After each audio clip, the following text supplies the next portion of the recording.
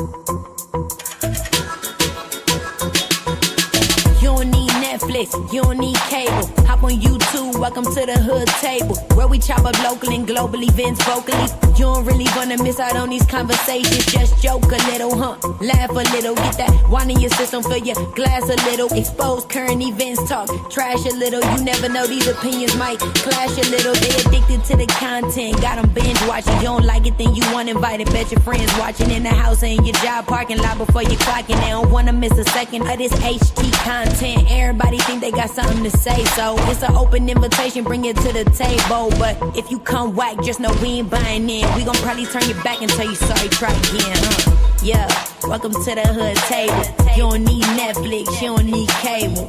Yeah, welcome to the hood table. You don't need Netflix, you don't need cable.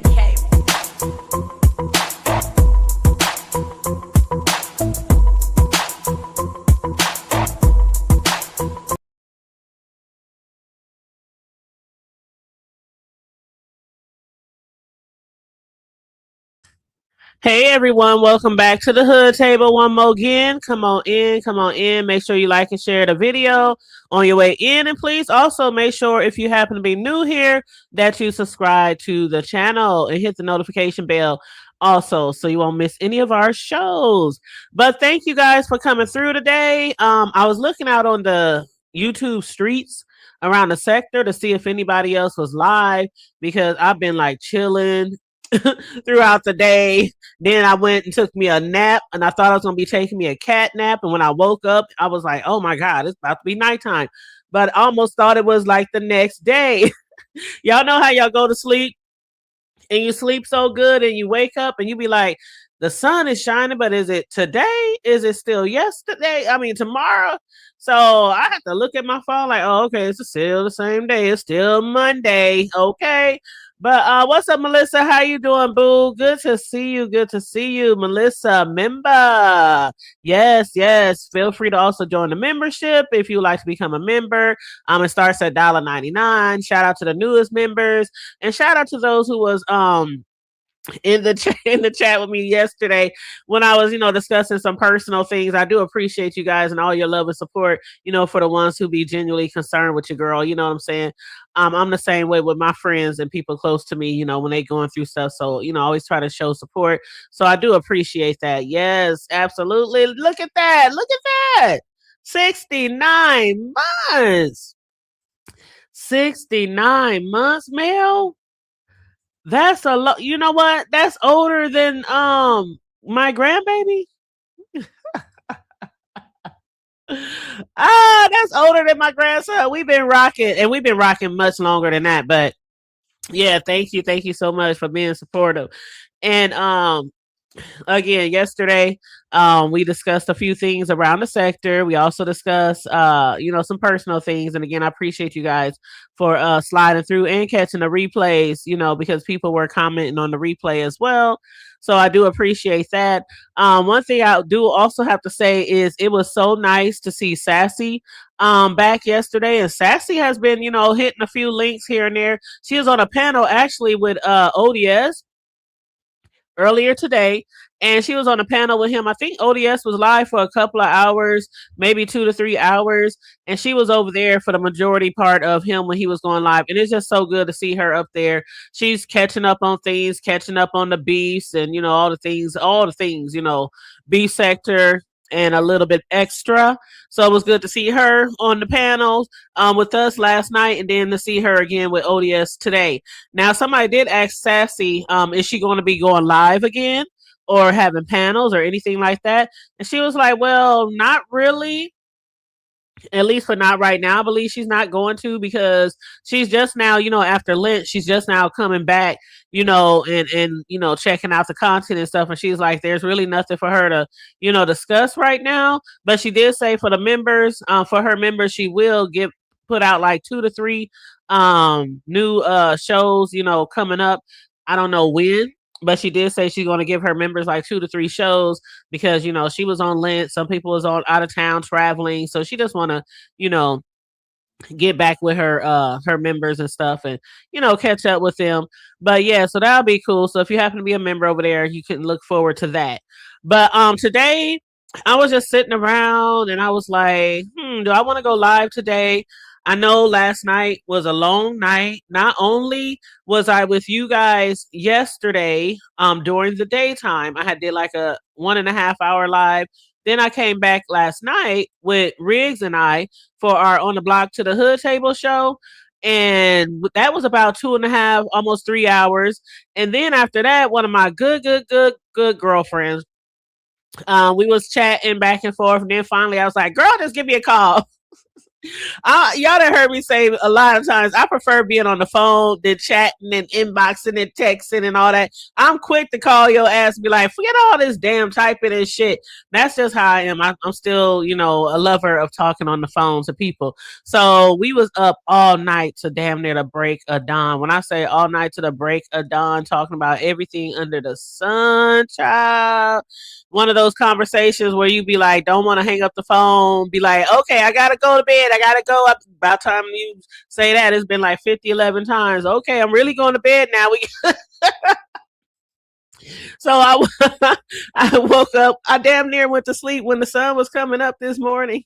So that's why, or later in the day, I had to take me a nap. I was like, I'm tired. I had to take me a nap and end up sleeping for hours. But anyway, I woke up, and decided to come live, decided, allow you guys to hear my voice. I'm doing well, because of, people being concerned with what's going on with me. I just want you guys to know I am doing well. I am feeling well. I'm obviously sleeping like a baby, you know, despite what's been going on. So, I'm staying on my P's and Q's. I did check on the report. They said it can take up to 5 business days, but usually 24 to 48 hours. And then I have to pay I think it's like $5 or something for the report. So I'm definitely going to get that taken care of. So just to let you guys know, somebody else said you need to come live every day just so we can make sure you're okay. And I'm like, okay, I usually do come live almost every day or every other day, but I'm trying to be consistent. I think I've been pretty consistent, since the beginning of the year. So I think I'm doing pretty good. There's a lot of us YouTubers, content creators who are really trying to be consistent. I know ODS, he has made it his goal to be even more consistent over on his channel. He's been doing a really good job. Most of us at least try to dedicate 1 hour, to our supporters, to content every day if we can. But sometimes people do got to take breaks because doing this stuff every day along with your regular life and, outside of YouTube and kids, jobs, it kind of be a little tiresome and weighing on you. But, we try to do our best. And hey, Lady Virtue One, how you doing? How you doing? You said it's been a while since you dropped down, since you commented. Well, thank you so much for dropping down and engaging in the chat. Absolutely, everyone, feel free to engage in the chat. Drop down, say hey, say hi, say hello, say something. But so let me get to this commentary. I'm not gonna be here long. I just want to talk a little bit about the relationship with Albie Shore and Luenell. Now, y'all know when I first found out, who was it? Was it Mel? Who was it? Somebody had got me together because I thought that it was trolling when Luenell and the rumors start going around, the rumor mill start growing about their relationship, her and Albie Shore. Because before that, the last thing I had heard about Albie Shore was, when the book came out with his ex, and then the shit went down with Diddy, and then Albie Shore's son, the shit that he put out about his dad and how Diddy, did a better job, being a father to him and whoop, whoop, whoop. And so then next thing I know, Albie Shore, he's like really sick and he had a health scare and it was renal failure. And he was in a coma for 2 months. And I remember that shit. Because I was like, oh my God, I'll be sure he's in a coma, he's sick, and we're like that with some of our, biggest entertainers, our most fave entertainers. Just like when Jamie Foxx was sick and didn't nobody know what the hell was going on with Jamie Foxx when he got sick on that movie set. And he was out for a long time. And I remember when Jamie Foxx came back and he did his stand-up show, had me in tears when he had his daughter out there. His daughter was playing that what was she playing, a guitar? I believe, and had me in tears because, he said that's one of the reasons that kept him living and kept him pulling on was her, coming to his bedside every day when he was in a coma and just playing her beautiful music. So, a lot of us was really concerned when I'll Be Sure took a turn, with his health, but he was able to bounce back, and with bouncing back, and after having one of the worst years that he's ever described, when he collapsed, it was crazy because Jamie Foxx got sick on a movie set. Albie Shore got sick on a music set. He was working on new music and he collapsed. So that's kind of similar situations, but he was intubated. He was on a ventilator. He was on a trach. It was a lot of things going on. He had a near death experience, just like Jamie Foxx. And what he said when he came back and was back on his feet and everything, he said, "What people don't truly understand is unless you've been through this type of medical journey, is taking granted your breathing. We take for granted our breathing, tying our shoes, speaking, walking. When you come back for something like that, sometimes you have to learn how to walk. You got to learn how to eat. You got to learn how to swallow." They had to cut open his chest and do all kind of things. He had to get a new liver.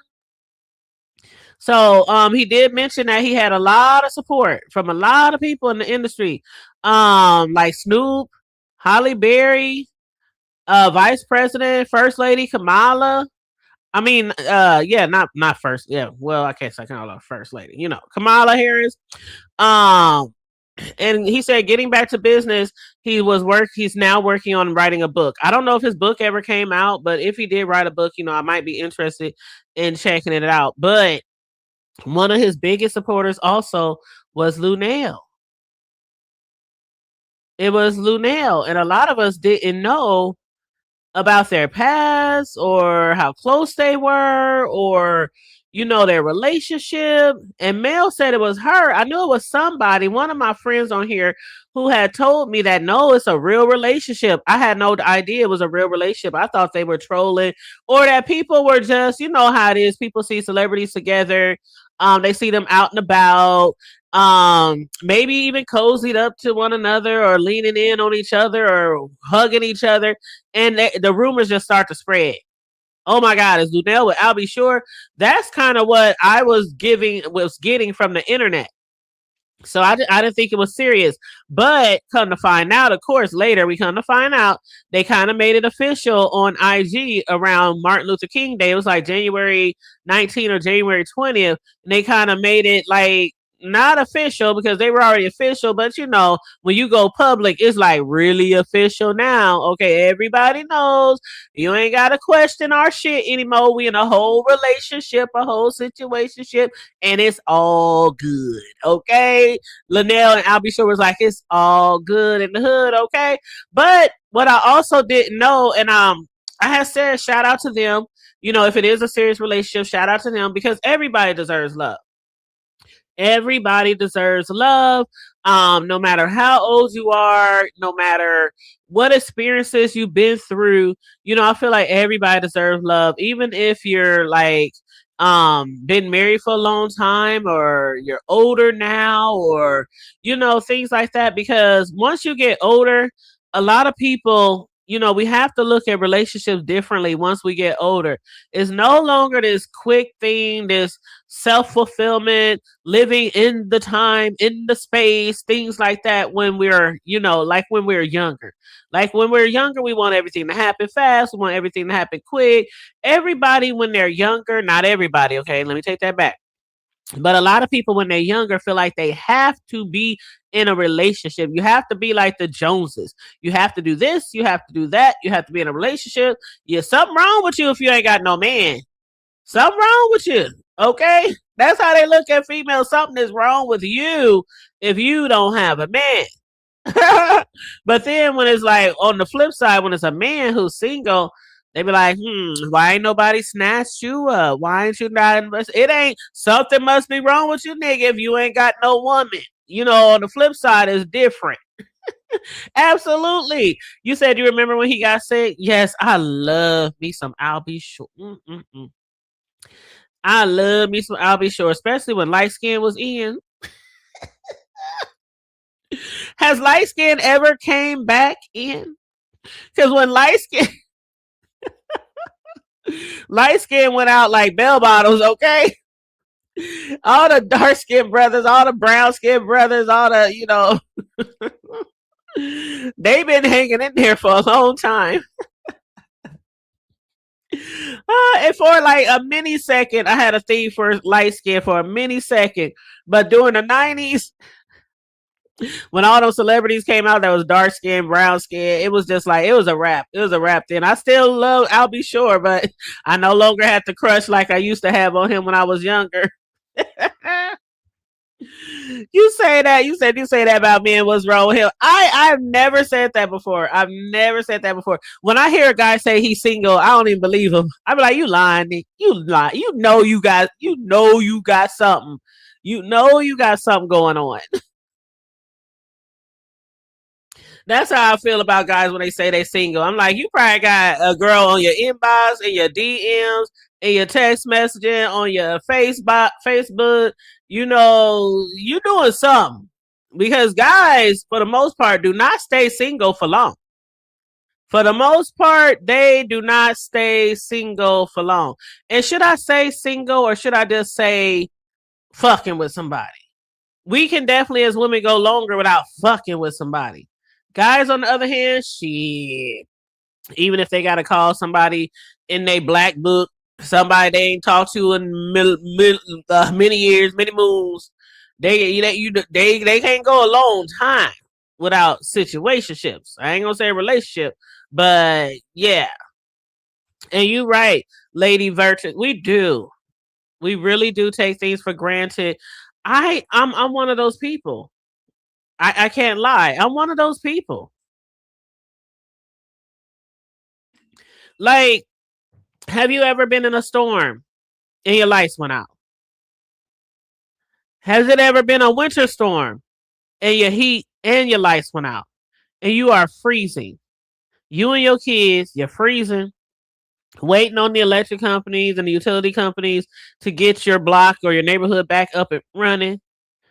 You're trying to explain to your kids why it's cold, bundling up, lighting candles, shit like that, trying to stay warm, trying to survive. It's too bad outside. You can't drive.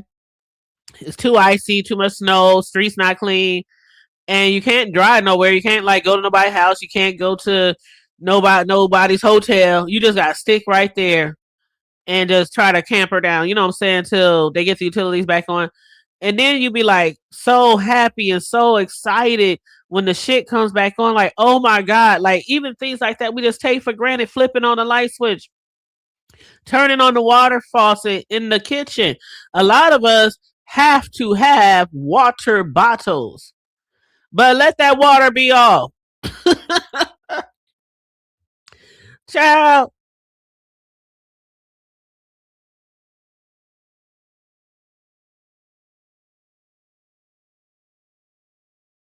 you know what? When it comes to water bottles, I didn't used to always purchase water bottles. What had happened was because I grew up with the faucet. I grew up with the faucet. My mother didn't buy water bottles and stuff like that when we were growing up. What happened was one of my sons, he had, his female companion. She used to come over a lot when he used to still stay home. And she would always ask for a water bottle. Or do you have a water? She would ask my son, did your mom have a water? I'd be like, it's ice in the freezer. It's an ice maker. Is water, make you a cup of water. So me, after they dating for a while and quite some time, every time I did my grocery shopping, I would get some water. I would get a case of water, especially if I knew she was coming over, so she could have her water bottles. And I would tell my son, "You owe me whatever it costs, 6, 7, 8." I'm like, whatever it costs. That's what you owe me for some water. But of course, I didn't charge them. But after that, I literally it became custom. Every time I place an order, when I get down to like 10, 15 bottles left, I buy a whole new case of water. So I became accustomed to doing it. But let me not have any bottles and they run out, I'll be right over there to that seat, filling up that cup, putting it in the freezer, the refrigerator, letting it get cold, or throwing some ice cubes in there. But yeah, when the internet is down, oh yeah, we take a lot of things for granted, especially when that internet is down. And we can't go online, we can't check Facebook, uh, check YouTube or anything like that. And hey TC, how you doing, boo? And yeah, I was just talking to Mel earlier today. They said it takes like up to 5 days to get the report, but usually within 24 to 48 hours when I check today. So I'm gonna check again tomorrow. But they said it can take up to 5 business days to actually get a copy of the report, and then I gotta pay $5. So yeah, that's that on that. But yeah, thanks for asking, Boo. Thanks for asking, Boo. I had said at the top of the hour, shout out to all the people who truly, concerned with what was going on and expressing their concern and giving me tips and advice and, things like that. So I appreciate you guys. But yeah, so as far as Luenell though, I mainly wanted to discuss this not just because of the fact that she's dating Albie Shore, but because she has been getting bullied ever since people found out that Albie Shore and her were dating, and I had no idea. Did y'all know that she was being bullied? She's literally being like bullied, and people dragging her across the internet, and even at her own stand-up comedy shows. She's been getting like dragged and ridiculed. Like, what does he want to do with you? Why does he want you? How did you get him? How did you pull him? And then there's like an age difference with the two, but not a big age difference. It's like about 10 years. It's like about 10 years. But that a 10-year age gap, that's not a huge thing to me. 20, 30, 40, a super older person dating somebody very, very young, fresh out of high school, fresh out of their 20s, like shit like that can be a little weird. But as far as their relationship is only 10 years apart, but yeah, people are treating her like she's robbing the cradle, like she's not worthy of him, she don't deserve him. And forgetting the fact that they have been longtime friends. They've been friends for over 30, 40 years, 30 years, something like that. They've been longtime friends. He always had a fondness of her and her of him. And then when he did, have that health scare, when he had to be in the hospital and had some problems with his liver, going through renal failure, she was one of the people, that was right there, always there for him, at his side, at his bedside, trying to speak life into him, positively, reassurance, you know what I'm saying?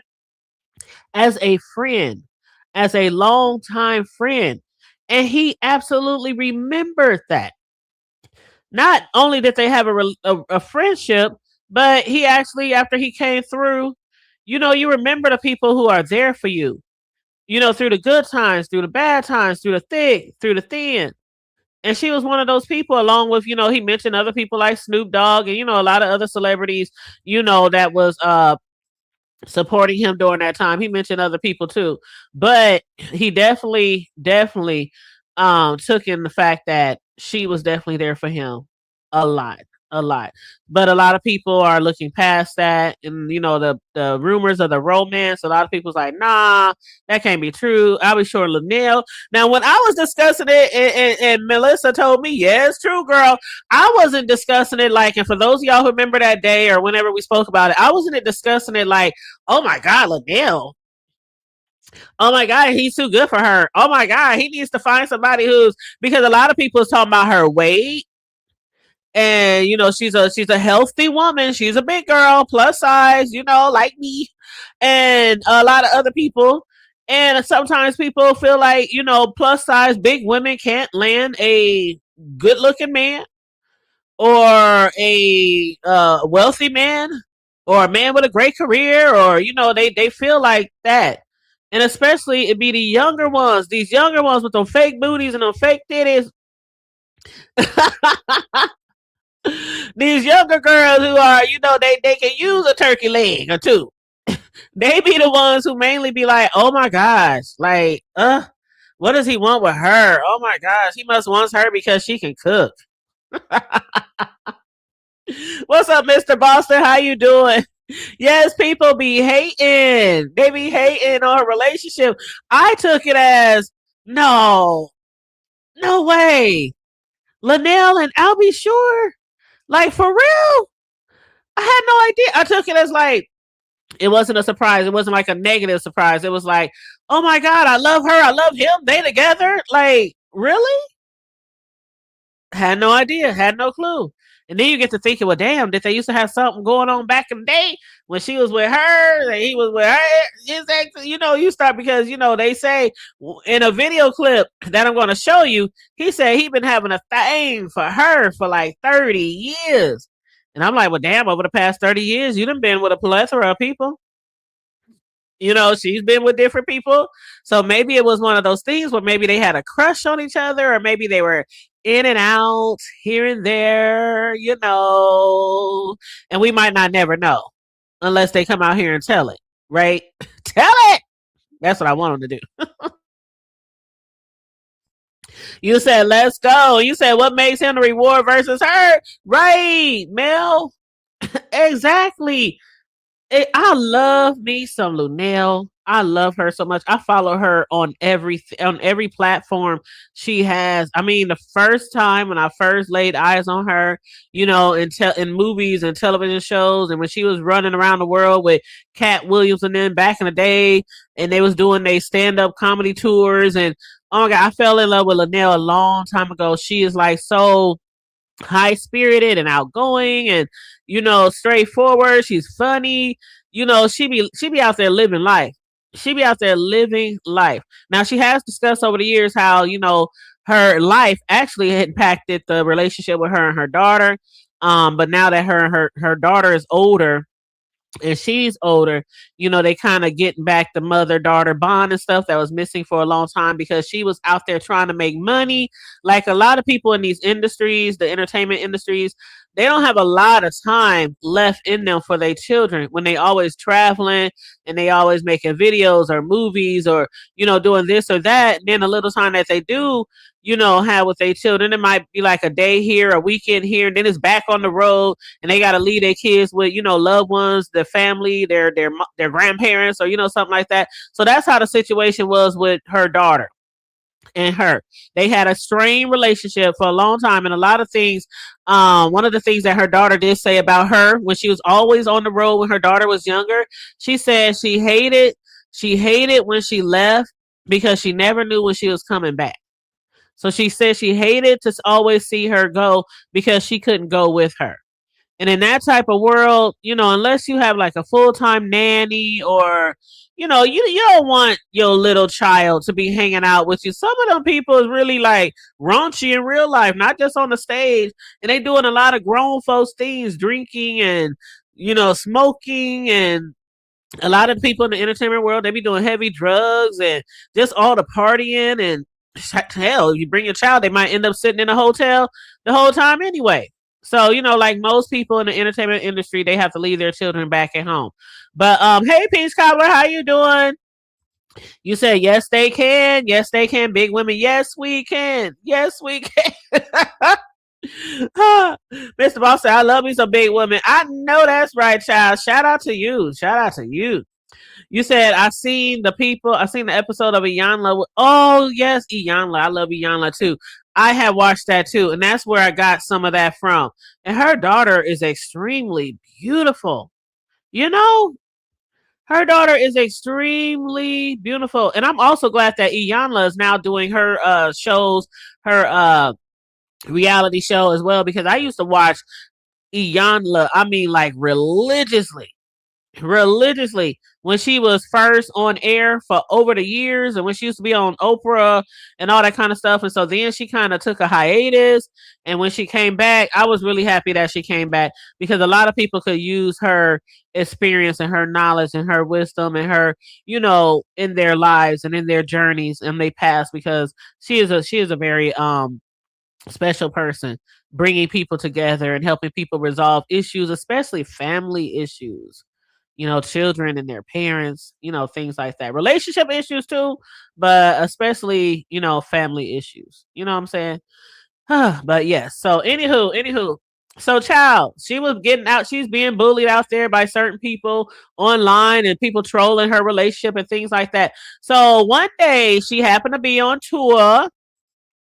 Let me pull this up. And somebody, yes, beloved. Yes, beloved. That's her favorite word, right, Mel? But somebody on one of her tours and it was a female in the audience, and she had yelled out, "How did you pull I'll be sure?" Like, how dare you? Like, the audacity? Like, no couth at all. The audacity to ask somebody, how did you pull your person? And then I don't know if it was to embarrass her or try to shame her or try to humiliate her or try to make her feel unworthy or undeserving. But let me play this video clip for you guys, for some of y'all who might not have seen it. Now, I seen this a while back. I just never got around to doing commentary on it. So I have seen this trending for quite some time before now. But let me hit mute. Oh, and by the way, the video is kind of low, so you might want to turn your volume up all the way as much as you can for this video clip. Just a heads up.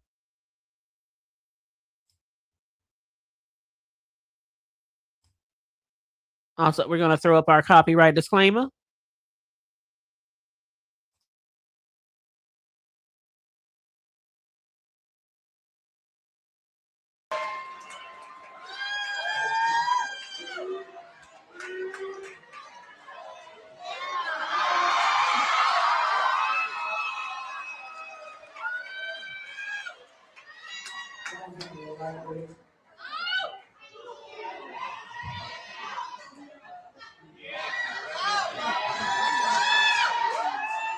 Church is about to be in session. Y'all listen up.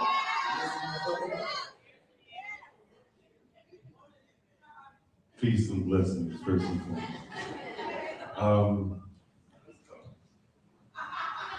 I've been on this woman for 30 years.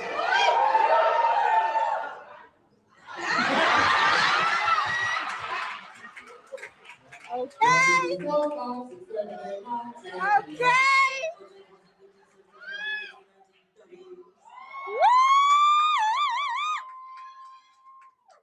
Literally, we've been friends for over 15 years. We've been through traumatic health issues at the hand of rhymes with shitty, possibly. And, at the end of the day, when you get grown, little girl, you realize that it's not all about belly rings and nipple piercings and twerking and being in the club. You want somebody that's going to stand by you. Okay. And I was there, and I'm going to be there until the proverbial wheels fall off. And I pray to the Lord that you find somebody who feels the same way about you as he feels about me. I'm out.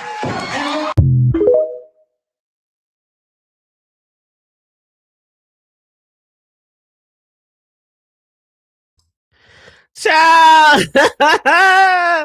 Did y'all hear that? I know it's kind of low. Because she wasn't speaking into the mic. She wasn't speaking closely into the mic at first, but then you kind of hear it a little better. But basically what she was saying was to the little girl who tried to shade her in the audience, one of the comedy show attendees She was like, little girl, once you get a certain age, you realize it's no longer about twerking. It's no longer about, hanging out and getting, being in the fast lane and out there trying to about the big booties and the big boobies and the flat bellies and the belly piercings and the tongue piercings and the, stuff like that. It no longer becomes a lot about that when you get older, especially Luenell. She's about 60. I'll be sure it's about 50 something. She's about 60 something. They about 10 years apart. So, they're both older. They done both experienced a lot of things earlier in life, throughout life, raised children, had children. Of course, we know about his health scare and how she was there by his side every step of the way. She had to put that little girl in her place. And like you said, Peace Cobbler, the nerve. Like, yeah, she read the fuck out of her. And she did it so gracefully at the same time. She stood up for herself. She could have said, fuck you, bitch. That ain't none of your business, bitch. She could have been like really disrespectful. Just like the girl came off to her really because that is disrespectful. You're basically telling somebody to their face, you don't deserve that person. You don't deserve that person. But she said she is going to be with him until the wheels fall off. Until the wheels fall off. And again, I'm happy for them. I am truly happy for them. Y'all hear from me all the time. I'm happy when people are in relationships and they are happy. As long as you're happy, I'm happy. As long as you're good, I'm good. Now, you know how friends and relatives might give you the side eye sometime if you bring somebody new home, like who that is, who his family is. We might be looking him up and down like he's choked. Like, who was that comedian? Y'all know who I'm talking about. Bernie Mac. When he was telling that story about his niece and nephews, how his niece came down the stairs and the little boy said him downstairs. The little girl wanted some cookies. She wanted some milk and cookies. But when his nephew went down the stairs to get some milk and cookies, he was like, you better get your wobble leg ass back upstairs. It's too late. Y'all ain't getting shit out of this kitchen. The light above the stove is on. That means stay out of the damn kitchen. And the little girl went down there. She was like, where he at? Her brother's like, him downstairs. She wobbled her little knock-kneed, bow-legged little ass down the stairs. Oh, that shit was so funny. He's like, she wants some milk and cookies. I know y'all remember that. Rest in peace. Rest in peace to him. Oh, my God. I miss him. Oh, my gosh. He is so, so missed. Bernie Mac is so, so missed. It's always the good ones, boy. It's always the good ones. But anyway, yeah, that shit was funny. But yeah, she read the hell out of her. She stood up for herself. She stood up for herself and, let her know, like, one day, hopefully, you'll find someone who appreciates and loves me and treats me the same way that he does about me and who feels the same way about me as I feel about him. Some milk and cookies. You said I've gotten that reaction when I was married and it was very insulting. Like, I'm like, bitch, yes. Like, just because you're a big girl don't mean you can't. I don't even want to call it catch a good man, but shit, it don't mean that he can't be with you. Because sometimes when there's women who are, healthier women, they feel like, oh, you got a catch. Why can't I be the catch? Why can't she be the catch? Why can't he be like, oh my God, I found me a catch. I found me a great woman, a smart, intelligent woman. You know what I'm saying? So yeah, I'm glad she did put her in her place. But yeah, the internet, they still gonna do their thing. The trolls too.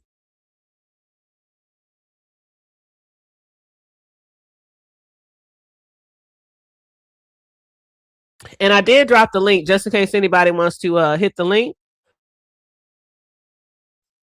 Is pinned. I didn't plan on being on here too long. I plan to give my hour or so, unless somebody wants to hit the link. And hey, newbie, did I speak to you, baby? Hey, newbieism. Hey, beautiful. How you doing? How you being? Happy Monday. But yeah, please make sure you guys like and share the video. I know we're a small crowd tonight. Please make sure you like and video. Help us stay in the algorithm. Okay.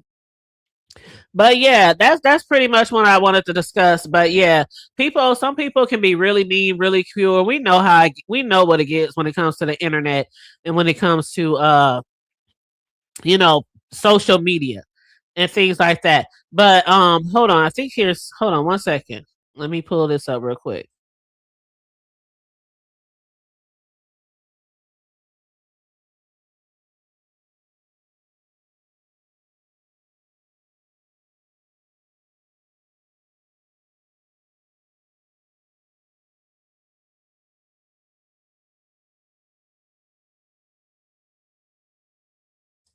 Okay, here's another clip I'm going to play for you guys. Let me rewind it. They were saying he must be out of money. I'm like, you know, he got where my person that I'm seeing don't give a fuck because it's not nice. They were saying he must be out of money. I'm like, you know, he got where my person that I'm. So that's some of the rumors out there too, that he must be out of money. She was like, do you know he got more money than because that's what I know y'all done seen the memes, especially around income tax time. I know y'all done seen the memes because I see them every year. I see them for years. Every year around income tax time, people will post these funny memes, and it'd be like a skinny man, a really skinny man, laying up with or laying under a really big woman. And they'll say, "Oh yeah, this is how you can tell it's income tax season because men will sacrifice.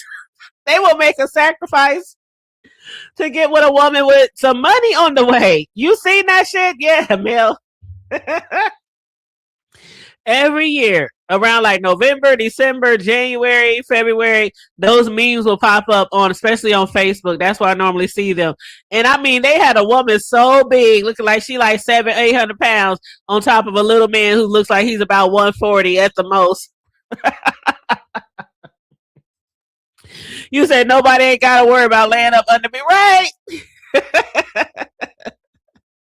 A lot of us hardly ever get money back, right? Like, especially if you're older and you don't have children at home anymore, or children in college and they done moved on and you have no dependents to claim. And even if you have like homes or interest or student loans or stuff like that, maybe can deduct, still end up owing. Based off, how much money that you might be making. Shoot, a lot of times, people be like, when it comes to income taxes, I remember those years when I used to get all those thousands when my kids was younger. And boy, we'd be shopping and I'd be paying bills too, but we definitely was shopping. We definitely was traveling around the world and I. But those are some things that you can take for granted too, because a lot of times when we have these kids and we be getting that income tax money for them kids every year, a lot of people don't spend it wisely. They blow it off. They buy raggedy cars. We see the memes on that too. They buy raggedy cars that break down within 2 months. They don't put money in the bank. They don't put nothing towards their kids' college funds. They don't do work around their house. They don't, you know what I'm saying? And then months and months later, they ain't got no money to show for it. They broke and scratching and surviving to get to the next income tax season, right? So one thing I did learn, throughout those days when my kids was younger, to save. When my kids were younger, of course, that wasn't my way of thinking then. But as they got older, I'm like, oh yeah, we're gonna spend this much, we're gonna save this much, we're gonna put this aside for travel, we're gonna put this aside for your sports and shit like that. And I would make that money stretch damn near 3/4 of the year at least. But yeah, when those days are gone, shoot, it's all about the checks that you get, and that's it. The paychecks that you get, the different streams of income if you got multiple streams. But yeah, boy, sometimes I do miss them checks, boy. I ain't gonna lie. I'm not gonna lie. When that check hit, I heard somebody else the other day say they remember when their parents' check would hit because the parents would come home or they would get off of work. Do you know how many people I know used to get off of work early? I might have done it a couple of times, or two, or three. But they would call in sick for work or they would call off for work, and even the management at the jobs would know that motherfucker ain't sick. They income taxes done hit, and they ain't lying either. A lot of times it would be just like that, and people would call in, and they would be out all day with their kids shopping and buying up everything in the malls. And oh, I remember those days. People like, did your taxes hit, girl, yet? Did you? What about the ones who say, can I borrow some money until my taxes hit? Child, I never been that person though, but I do know one person, and she told her story on here because that is our good girlfriend, our good Judy Carmel Diva, and she told us about a story one time where she had a good friend. They were like besties for years, grew up together and everything. And so one year her taxes hit before her homegirl, and her homegirl was like, can I borrow a couple of thousand from you until I get my taxes? And so Karma Diva gave her the money, in good faith that she would return it to her. And so the girl got her taxes. Girl, why that girl stop answering her phone calls, stop answering her text messages, Facebook, everything totally like blocked her. Karma Diva was calling.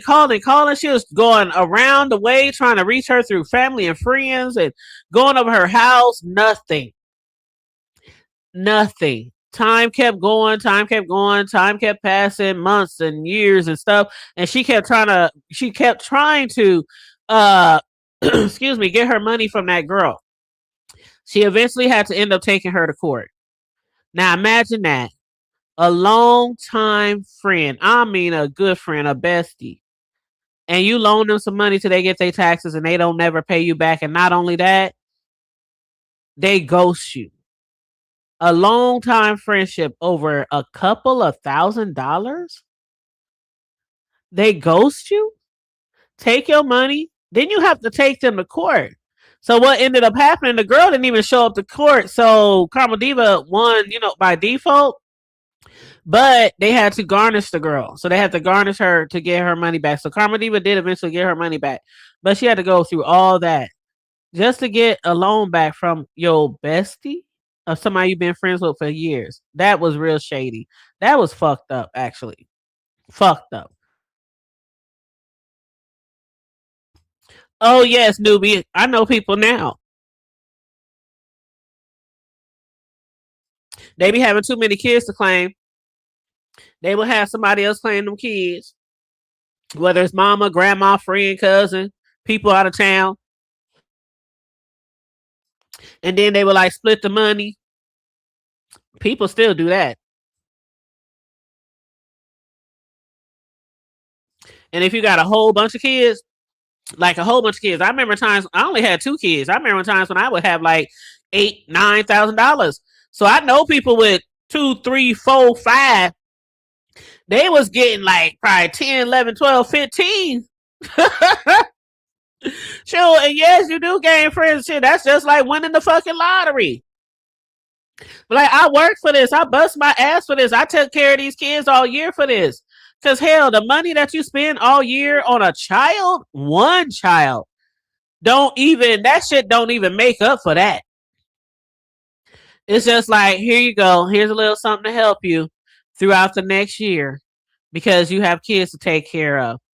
It's like that. It's like, okay, it's some good money. It ain't gonna last forever unless, of course, you probably invest it wise or just keep it saved up. But it definitely, it definitely don't take up for all the money that you spend on your children throughout the year. But it helps. It helps. It's nice to have those tax breaks available. Even the fact that we got them available, that's nice to have them available. But yeah, I can imagine how many friends you gain, child. And wow, when you say 11, every time you talk about how many kids you got, we're like, oh, how you do it? I only got 2, and I still say to this day, I be telling them, I'm glad I only had 2 of y'all. They be like, really? Or sometimes when my kids piss me off or get upset or irritate me, they grown now, but kids will still do that to you. I'll be like, that's why I didn't have no more, y'all. That's why I'm not going to have no more. And they be like, Mama, you too old to have kids. I am not too old to have kids. It still works. And it still produces if I want it to. Okay? Hold on. Let me make sure this is our beautiful newbie. Hey, hon. Okay, I see you. Okay, I see you. You can turn your camera off if you want. Okay. All right. How you doing, love? I'm doing good. I just had to come up here and tell you because I can't expect. I have relatives to this day that will not speak to me because I wouldn't let them use my kids. Okay, like you got all them kids, you can let me get one or two of them kids? No, because I'm not trying to fight. Let me tell you, 3 people I won't fight with: the Ira, the Aura, and the S. And the S. No. Girl, you right. I got family members that won't talk to me to this day because I wouldn't let them find my damn kids. And that is messed up because a lot of times they can't come back and they have to well, was a child living with you? Was they going to school with you? What did you do for the kid all year? What sometimes that stuff can't happen. Yes. And then we didn't even talk about the one person that had my kids' information. I had a cousin that had my kids' information because it's a long story, but they were following my children for like 5 years and I knew nothing about it. Until I got audited and it all shook out. That they have been having fun with that money, honey. I ain't know nothing about it because no matter I got 11 children, but you can only file so many. You do know that you only get a credit for so many children, right, no matter how many you have. Right. Mm-hmm. Mm-hmm. They got me. That's messed up. I do know somebody, I can't recall who it is off the top of my head, but somebody in my past who had told me a similar story that somebody had found out their children's information and they were filing like some of their extra kids. And I was like, that's messed up. But eventually it got found out because when they went to file kids one year, they was like, oh, somebody already filed the kids. And they was like, well, who would have done it besides maybe their father or something? But most people have an agreement like I did with my son's dads. We had an agreement, as far as like who filed and who didn't file or, stuff like that. And they found out that it was like a family member who was filing their kid. I'm like, that's fucked up. Yeah. People will do it. I'm telling you, people will do it. Yep, and that's right, Lady Virtue. That was wrong as fuck. Like Karma Diva, my co-host, my friend in real life who lives here in my city, who used to do shows with me all the time. She had told us that story that she had loaned one of her good friends of like 15 years some money until they got their taxes back from her taxes. And when the taxes came around for the friend, she ghosted her for years, just ghosted her. Like how you go from talking to somebody every day for years and then they loan you some money, you get your taxes back and you ghost them and lose that whole relationship over a couple of $1,000. It's messed up. I don't be trying to preach to people or tell people how to live their life. All I can do is give y'all the advice that I've gained from my own experience. Mm-hmm. I don't loan out the hoodie. I don't loan out anything. I don't care if it's $5. If I can't stand to lose that $5 and never see it again, you can't have it. When I loan you something, I expect it back, but if I lose it, I'm gonna be able to make it. You understand what I'm saying to you? Right. Because a lot of times it's not about can we survive without it. Because you hear people say like, hey, I didn't even complain over the years about people I loan money to and they never pay me back. I hear oftentimes we might see a post on Facebook about somebody, I'm not loaning nobody no money no more and I'm keeping my money. I see those rants sometimes on Facebook.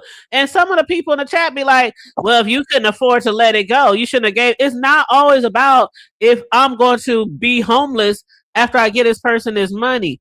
It's about you needing it super bad.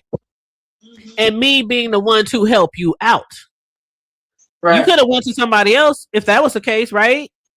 Right. So I feel like if I'm willing to, trust you to give it back, then you should be willing to give it back. Because once you burn those bridges, and somebody did burn their bridges with me on that shit. They had overtime, was always asking to borrow money, and it wasn't like huge amounts. But in the end, it adds up. It might be 10 here, 15 here, 20 here, 25 there. It adds up. And so one day I just broke them. I was like, you know what? I can't loan you no more money because you don't never pay me back. Or you might take 3, 4, 5 months to pay me back, then turn around and ask for some more money. No, you need to do something in your life. You need to get a better job, maybe work 2, 3 jobs like I did all my life, damn near. Ain't nothing wrong with having an extra job, an extra hustle Not at if you all. need it. Because I've been retired for over 10 years. And I promise you, I got 3 or 4 side hustles. Because I ain't gonna be doing Exactly. it. Okay. But the I thing believe in a hustle or two. I believe in a hustle or two on top exactly. of your regular job. Hmm. But I don't even worry about the people no more because whatever little $50, $100, whatever you borrowed and won't pay back, you just bought your way out of my life. So if it took that $50 to get rid of your ass, good riddance. Okay. Yeah, because I just feel like people don't appreciate you and don't respect you because it's not like you could be making a whole bunch of money, have a good career, got all kind of money in the bank, right? So it's not like you just absolutely is going gotta you're not going to survive if you don't get that money back. It's about the respect. It's about the respect that I looked out for you. I looked out for you when you needed it the most. And there's been times in my life, newbie, where whether it's from my parents or from a friend or cousin, that I might have been, down and needed to borrow some money. And when I say I'm gonna pay you back on such and such day, you better believe it could Right. be 5, 6 in the morning when that paycheck hit. What time you want me, girl? You call me back later. You don't have to just. I'm like, I just want to make sure I get you your money back. Right. But that's But, integrity, hoodie. I right. can't stand to owe people anything. But I've learned I promise y'all, when I give something, I give it from my heart because I felt like you needed it, but I don't even look for anything back. And if you pay me back, then great, Hmm. wonderful. But I have just learned because there were some people, I think, Hoodie, me and you talked about this before, some of the people that I was helping, like I had people on my damn payroll basically. Every time I got paid, I was letting them borrow $100, $50, a bag of groceries, something. And then when I found myself down and out, I didn't hear from none of these people. They got ghosts on me. That hurt me so hoodie. That hurt me so bad. And I And didn't that's do usually it. how it goes. Yeah. Yeah. But that hurt me so bad. And to this day, hoodie, to this day, there are people in my family like, oh, she got money. She ain't broke. When I be really going through it, like damn, hard times hit me too. I was a victim of the recession. Hard times hit a lot of people. Let me tell you, I tell a story about how I used to be in real estate for years as a younger adult. Early on when my children were smaller, and when that shit hit, when the market crashed, remember the housing market 2007, 8, and on. Yes. Yes. When that shit crashed, and every fucking job that I had went to laid me off. It wasn't like always right away. I could be there like a year and then a layoff. I could be there 2 years and then a layoff. I was getting laid off back to back to back and I had first before the recession hit. The last real estate job that I was with before then, I was there for 8 years. And then the recession hit in like '07, '08, and a lot of the companies revolving around real estate, they started laying off people and letting people go and shutting down entire offices. And that happened to me several times. And that's when I was like, fuck that shit. I'm done with the fucking real estate market. I'm about to move on to something else because that was a very bad time for me. A Uh-huh. very bad time for me. That was actually when I had bought my first house. I had bought my first house after working at a job for 8 years, and I bought my first house. I was so happy. It was my first house. I'm still in the hood, Right. but moving from the projects and Section 8 and duplexes and apartments and shit. It was my first house, and like as soon as I bought that damn house, that's when I got laid off from my Mm, job. And it was never the same after that. I struggled. So I know what it's like to struggle and right. be, laid off during a bad time period and you got little kids at home. And it was hard. And so if I had to like borrow money from a friend or family member, I made damn sure that I paid them back. But some people, they just don't care about you enough to borrow from you and then pay you back, Well, regardless and of how much hoodie, money is. And you right. can burn your bridges like that. Let me tell you how much I resonate with the time period that you're talking about. I had a couple of rental spaces, right? Back in Michigan. and I had a guy that, oh, bless his heart. I had some duplex. You know what a duplex is? Like it's a house, but you break the units up and Yeah, you can rent them I out. stayed in a Okay. duplex. Yeah, I stayed in a duplex before. Yeah. Mm-hmm. Yeah. So I had a couple of duplexes, and I had a guy who was, we're going to call him my property manager, but unofficially. He ain't got a license to do nothing, but he living in one of my units for free. And then he go collect the rent. If the toilet gets stopped up, he don't want to go fix it. But he, for this reason, he living in my place for free. Girl, let me tell you how many times I had to go to one of my units because he done messed around with one of the women and told them she ain't have to pay rent this month. Like Oh you no! do. Yeah. Girl, I done had some fisticuffs with some of them women because now he told me they think he own it. No, he don't own it at all. And then when it all went bad during, when the recession hit, shit, I ain't got it to do. And some of my places, I ain't ashamed to tell y'all, some of my places got foreclosed on. And he was the first one to jump up like, well, newbie, what we gonna do? I got a note. They say I don't know what to tell you. Get some goddamn packing boxes because we got to go. You know what? Don't ever feel ashamed. There's a lot of people, including me, who struggled like a mug. A mug, okay? Back in the day, I gave my shit back. I gave my shit back because I had continually was getting laid off because that was my field of experience. I was in real estate. I mean, what was I supposed to do? Go to McDonald's? That was my field. And the money that I was making was suffice and sufficient for me to survive with my children. But after that, and then trying to get unemployment and paying a mortgage on unemployment, I said, you know what, y'all can have this shit. No shame. And now the one I got now is way much better and nicer and than the one I had back then. So everything happens for a reason. People who be shaming people for losing things and getting sick, and I don't play those games. I don't do that shit. Life is hard. Right. For at least once in your life, you are going to deal with the situation. And if you survive that situation, you'll be so thankful and grateful and be able to give advice to other people who might be going through the same situation. When I was going through that shit, I talked to one of my good girlfriends, and she said, girl, do you know how many people got to walk away from shit? It ain't the end of the world. You can do that later. You can do it again later. You can do it, you're still here, you're still surviving. Do what you got to do for you and your kids. So I felt, some type of way about it at first, but then I was like, you know what, fuck this shit. Me and my kids start packing our shit. I said, y'all, we got to move. And they said, my kids said, because I was kind of sad for them because this was their first, this was our shit. Right. And so I was sad for them, and I told them what was going on in layman's term for a child. And they was concerned about, can we bring our video games and can we bring I said, oh, of course, you can bring all your shit. They was like, well, we don't care. We rolling with you. Where you know what I'm saying? That's how my boys have always been, like, fuck this shit. Let's go. But some of the things that I have fought for and lost sleep at night, and I can't eat, I can't drink, I can't do nothing. I'm trying to hold on and I'm trying to fix this. When the universe finally lined it up to where I had to let go, the very first thing I felt was free, relieved, relieved, free. Thank God, I'm free. Hallelujah. I'm free. You know what? When I had that conversation with my homegirl, who happened to be my oldest son's godmother, right? Okay.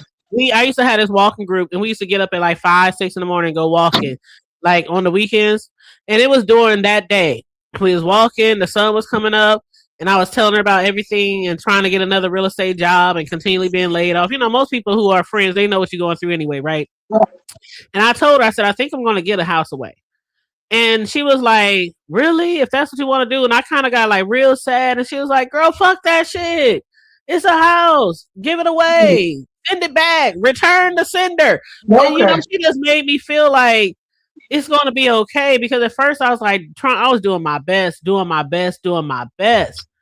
keep it. And I was like, it was those nights. Oh my God. The things the kids don't know that you're going through when they sleep. Right. And I was tired of those nights. And so I talked to my friend, I talked to my homegirl, my son's godmother. She said, "Fuck that shit." And so we went looking and found other places, and I found another place to go. And I told the bank, "Come, like it's a car. Come get this shit." Yeah. I was like, "Come get this bitch." And that's what I did, and I worked after that to rebuild myself and rebuild my credit, and get into another industry. And I went to college, and all that kind of stuff.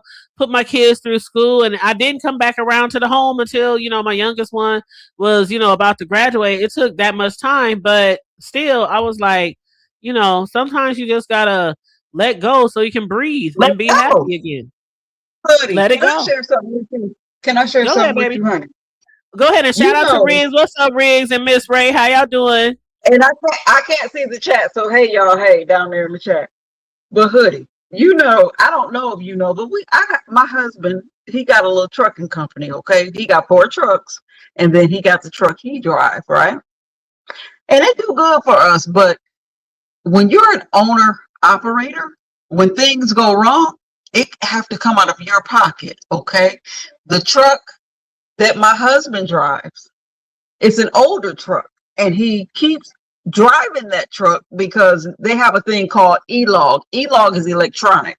So their log books and when they can drive and when they got to shut down. When you're on e-log, when you're on Mm-hmm. electronic log, you have to do it right. On the regular log book, pen and paper, you can kind of fumble that up and drive when you want to, make all the money Mm-hmm. you want to, shut down when you feel like it. So he's Mm-hmm. driving this older truck, so he don't have to go on electronic logs, right?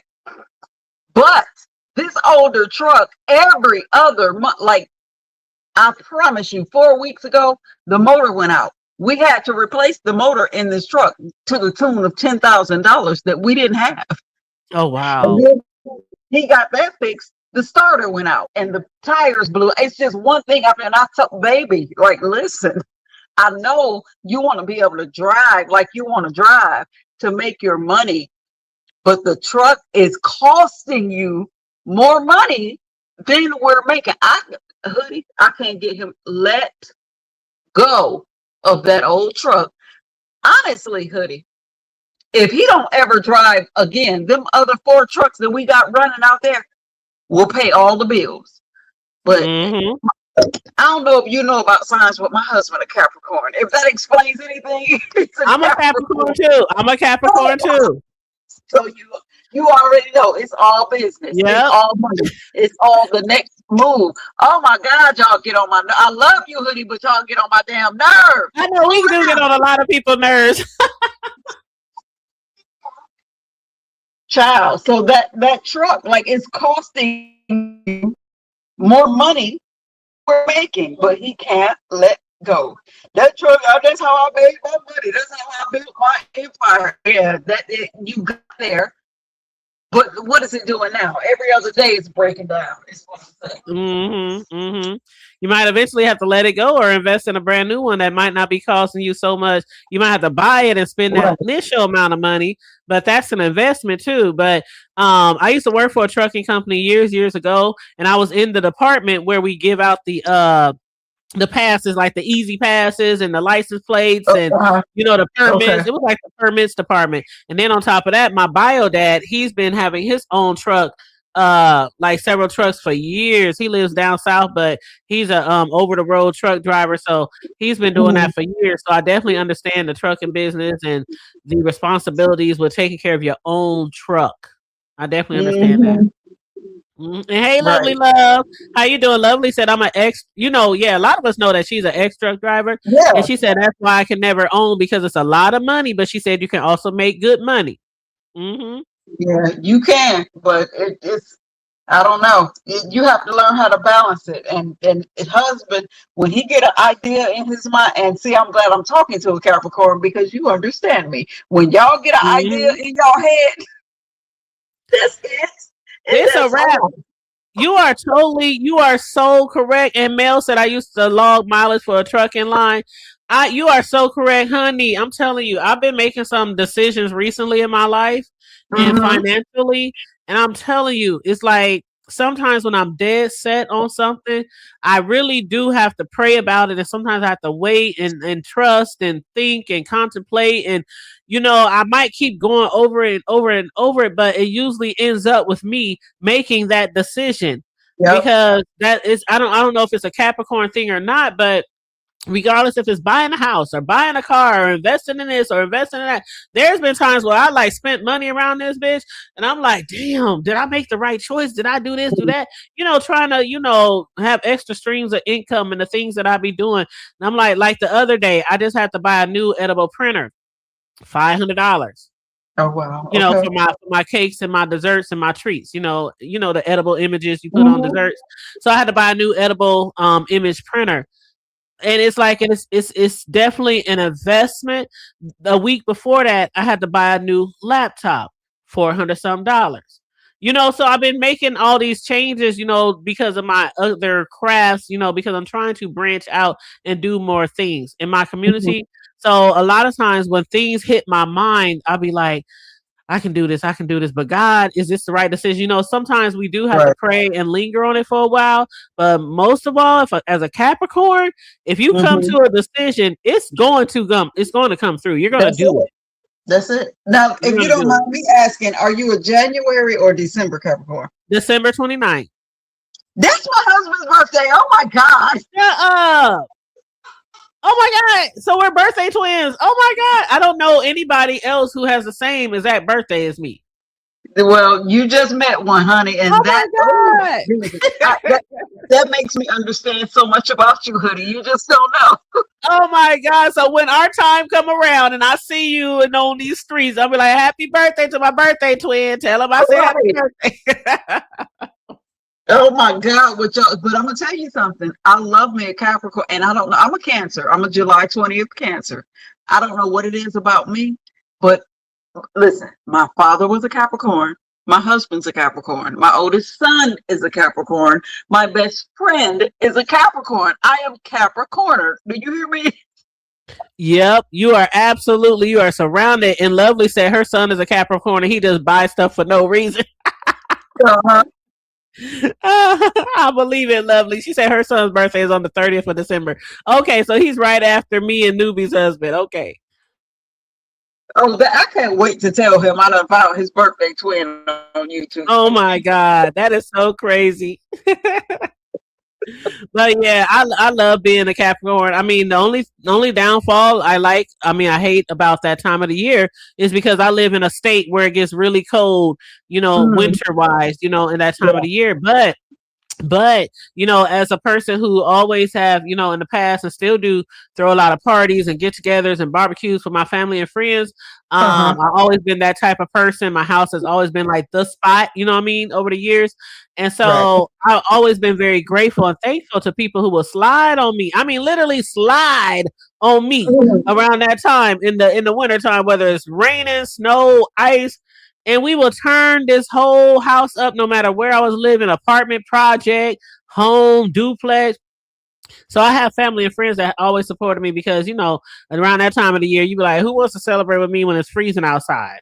It's like 10 degrees outside. Child, my friends and family will pull up on you quick. Food, liquor, spades. Let's party. It's cold as a motherfucker, but we gonna kick it. So that's the only downfall of my birthday. Instantly understand what it is that attracted me to you because I love me some hoodie.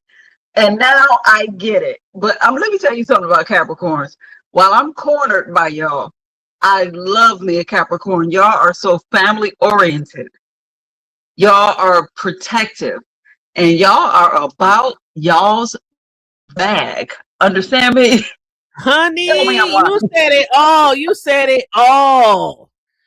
That like literally sums us up. We are very, very, very protective. So very protective that when my oldest son, when his girlfriend was pregnant, he was telling his son through the belly, because I used to talk to her belly like all the time.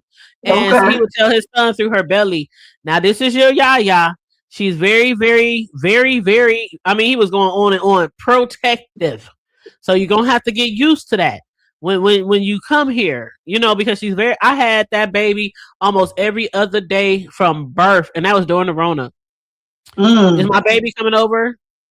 5 days old, 10 days old, 15 days old, 20 days old. I had him every other day for like a whole entire year. Then I had him like 3 times a week. Then I had him every weekend. Then I had him every other weekend. And now he just comes over when the hell he wants to.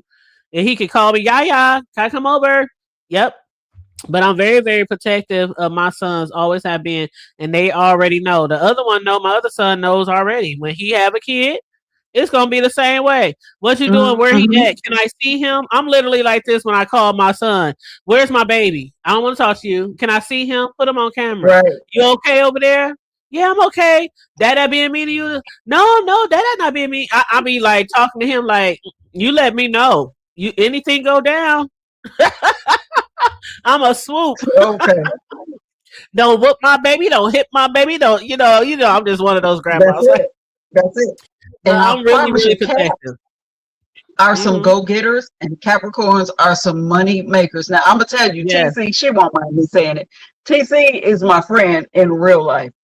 I am retired, Hoodie. I'm retired from my original profession, but I still volunteer and I do things in certain areas that pertain to my profession. Let me get on the phone with her and say, "Oh, I'm going to do a volunteer thing." T's gonna say, "Well, if you just move this from left to right, you can make money." Y'all are the bag gettingest people We I are ever seen. bags. We are bags. You know what? When the Rona hit, I was already into like doing my cake decorating business and all that kind of stuff. Also doing YouTube, also working a regular job.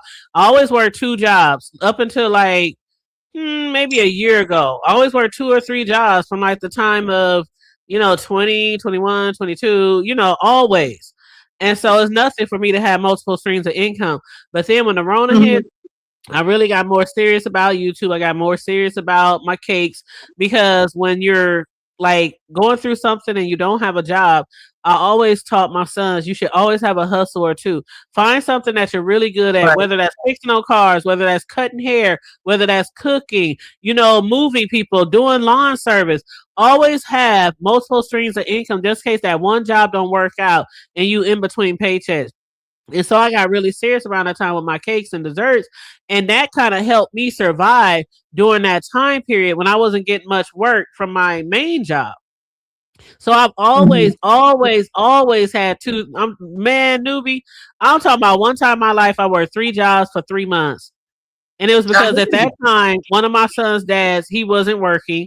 The other one, he was like in between jobs, leaving one job to go for another. So I wasn't getting no child support, no assistance from them.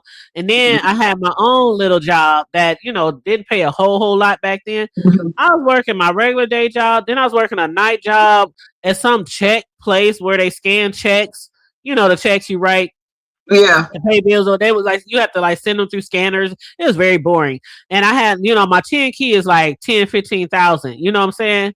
Per Mhm. per minute. So it was a 10 key job. And then on the weekends I worked at Dollar General stocking. I did that for 3 months. So trust and believe I'm about my bag. And that would never be a reason where I felt when my children were younger that I could sit there and say, I can't feed you. Right. I will do whatever. I will work at McDonald's. I will deliver newspapers. I will do for everything so that my kids are not starving and we homeless. Mhm.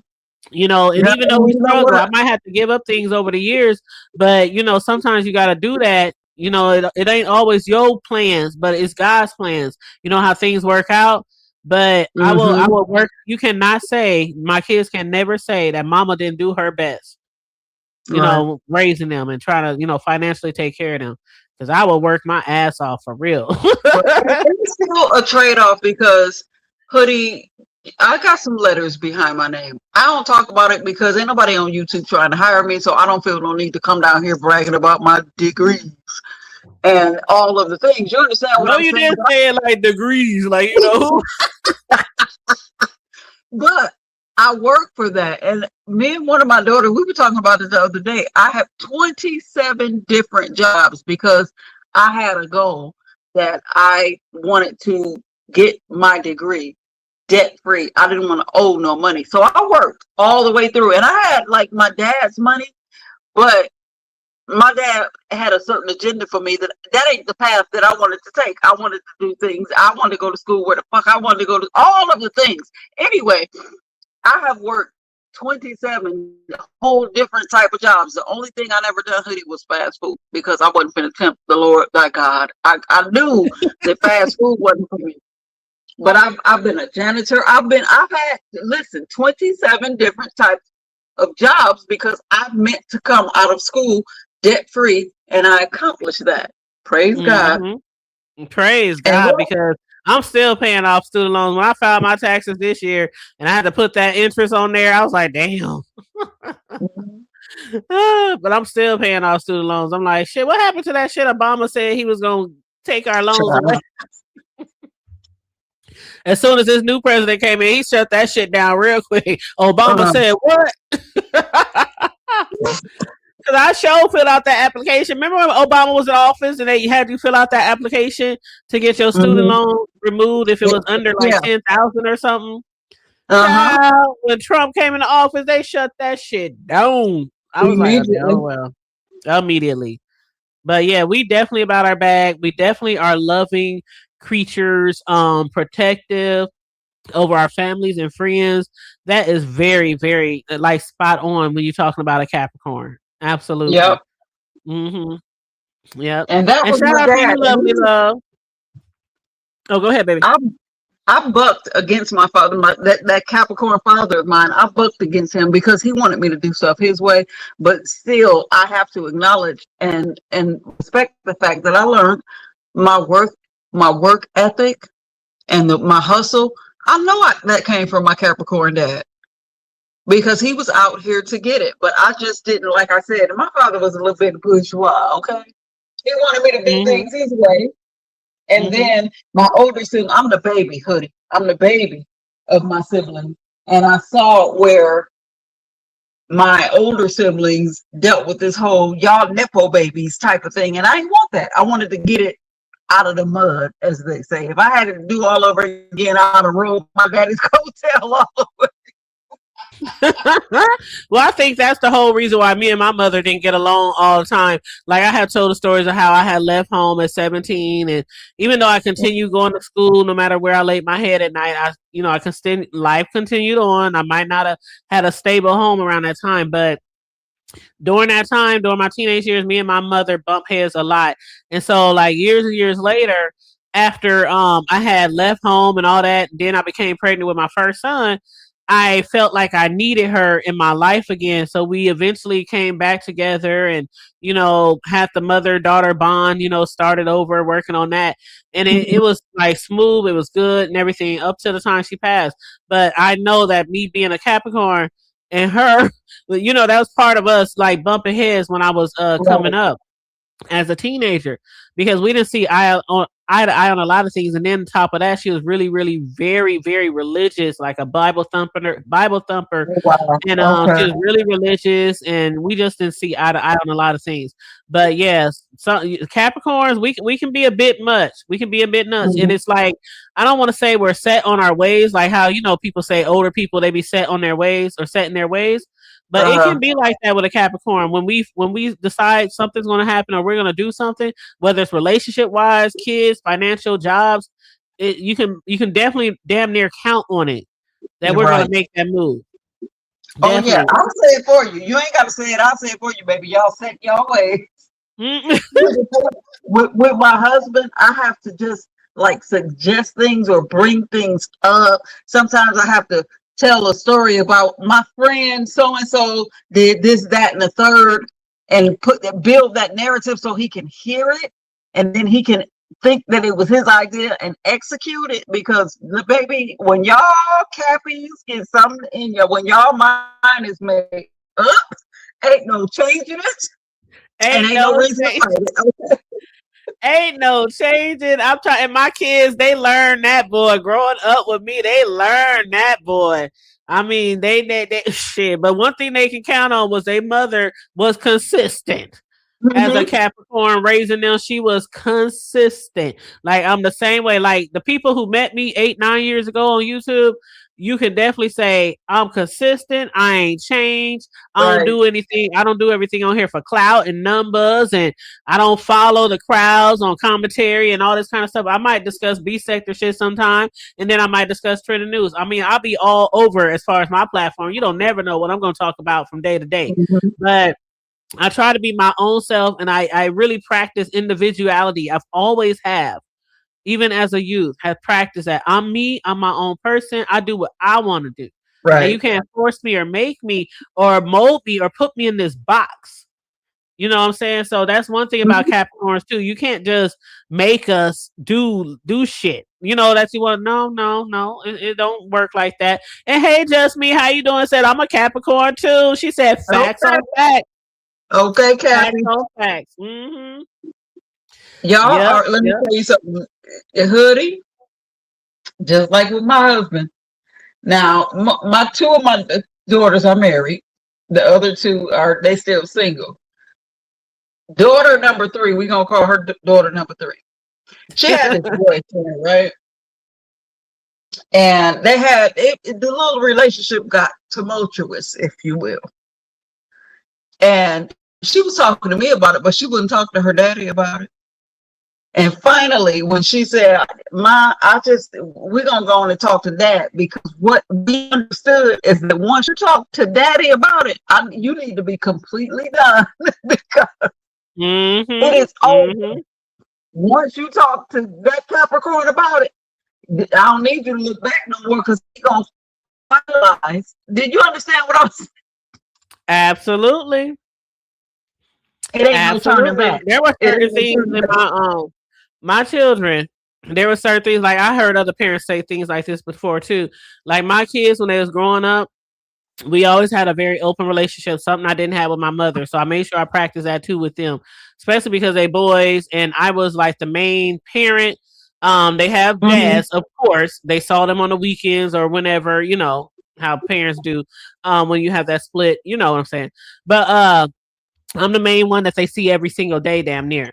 So I always try to keep an open relationship. And if I couldn't handle something or think I couldn't, hey, talk to your uncle, talk to your brother, talk to your dad, But for the most Mm-hmm. part, that was one thing that they knew for sure. Like if they told me certain things, and if they ain't good, somebody fuck with them, teachers, whatever. I mean, it was like sometimes they'd be like, "Man, I don't think we should tell her. I don't think we should tell Right. her," because they know I will, like I told the story before, how I was banned from all high schools, Uh-huh. sporting events for 3 months. And I ain't gonna go into the story. I told it several times, but you do not play with my kids. And so a lot of times Mm-mm. my sons be like, I don't know whether we should say something to this woman.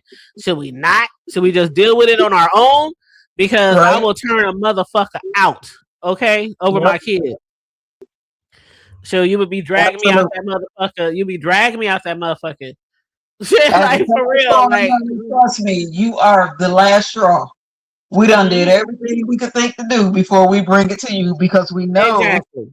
yeah, that part. You get it. You're a Capricorn. You I understand. I But get it. that is I get so it. funny to Mhm. me because I'm Even when they just tell me things kidding. now that I'm grown, your kids sometimes tell you things when they're grown, and you be like, Mm-hmm. "What? What the fuck? Right. What? I'm like, Mom, this happened to Mom. Like, calm down. No, like, okay, don't do this to me. Heart be racing. Like Right. or sometimes when you get those phone calls early in the night or early in the morning, and immediately you pick up the phone. What's wrong? Where we gotta go? What we gotta do? I'm always like on go. I'm like always on Mm-hmm. go when it comes to my kids. Like they be like, nah. It's good. Like one time my son called me from college, the oldest one.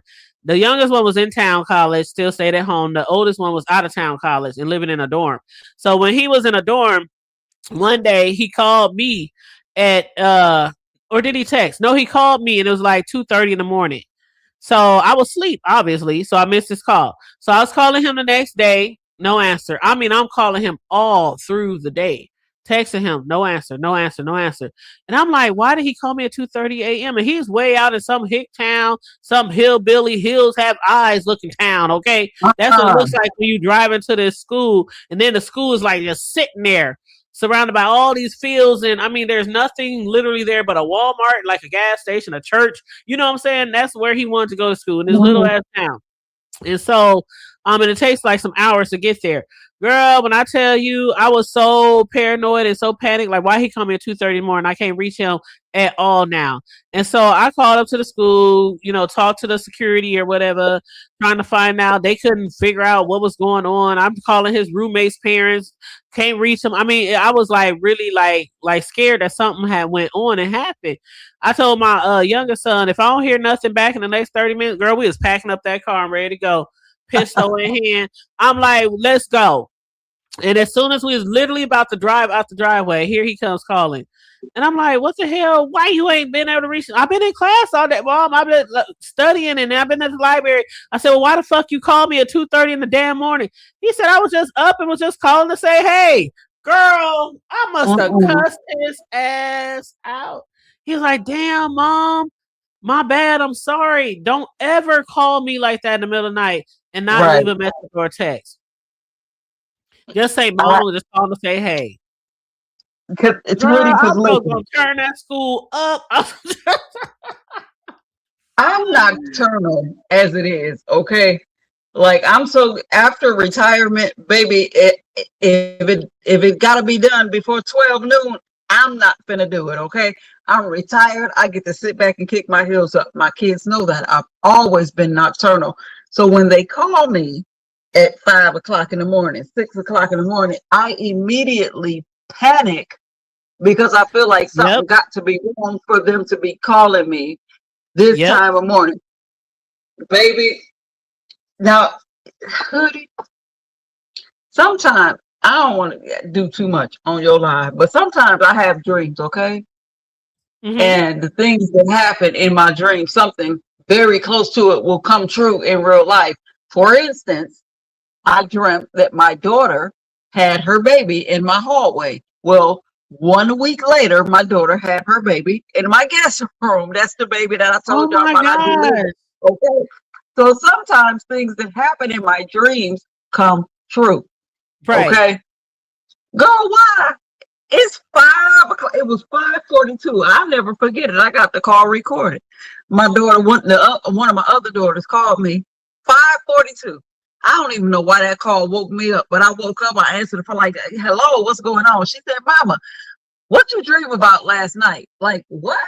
This whole, oh Lord, forgive me. Talk about my period late. I was just trying to see that you dream about fish or babies or something. Please, the way I wanted to. I know you was because I be like, what you calling me for? But I'm going to bed. Get off my phone. Girl, I be telling my sons, get off my phone. Hang up. Just hang up now. Like, don't do that to me. Don't call me at crazy hours because it panics me. Because everybody that know me, hoodie, no, don't call me before 10 o'clock. Don't call me before 10 o'clock. Because I'm I not going to. immediately panic. Right. I'm nocturnal. I embrace it. I used to let people make me feel bad about that, like the early bird, get the worm, and all of that stuff. I've been nocturnal as long as I can remember being. I be up all night.